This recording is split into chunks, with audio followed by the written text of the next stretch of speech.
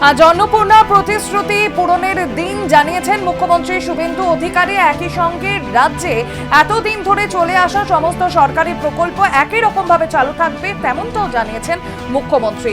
সরকারের এটা ভালো উদ্যোগ বলেছেন অধ্যাপক দেবাঞ্জন বন্দ্যোপাধ্যায়। ঠিক কি বলেছেন তিনি শোনাবো।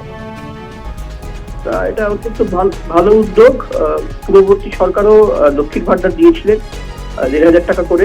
বর্তমান সরকার নির্বাচনের সময় প্রতিশ্রুতি দিয়েছিলেন যে ৩,০০০ টাকা করে দেবেন, ধাপে ধাপে টাকা ঢুকছে।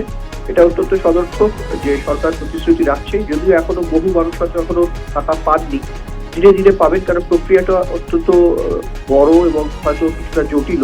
বিকজ এবার প্যারামিটার অনেকগুলো রাখা হয়েছে, কারণ মাননীয় মুখ্যমন্ত্রী বলেছেন তথ্য দিয়ে যে বিগত লক্ষ্মীর ভান্ডারের ক্ষেত্রে অনেক ফেক মানুষজন পেয়েছেন যাদের পাওয়ার যোগ্যতা ছিল না, এবং তারা ফেক ইনফরমেশন দিয়ে টাকাগুলো পেয়েছেন। সুতরাং এবার ছাড়াই বাছাইটা অনেক বেশি কড়াভাবে হচ্ছে, সুতরাং হয়তো সময় লাগবে। এটা একটা সদর্থক।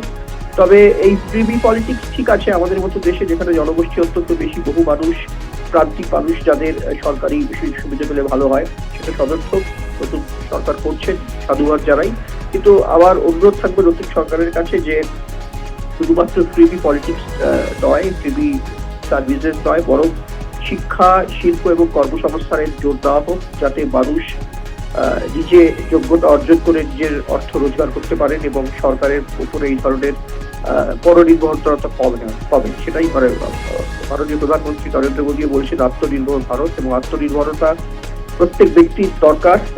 এবং একটি রাষ্ট্রের তখনই উন্নত হয় বা উন্নতি হয় রাষ্ট্রের। ভারতবর্ষ ডেভেলপ কান্ট্রিজের দিকে এগোচ্ছে, সেই লক্ষ্যের দিকে যদি আমাদের এগোতে হয় তাহলে আমাদের শিক্ষা, স্বাস্থ্য এবং কর্মসংস্থানের দিকে জোর দেওয়া উচিত, যাতে মানুষ নিজের চেষ্টায়, নিজের যোগ্যতায় অর্থ রোজগার করতে পারে।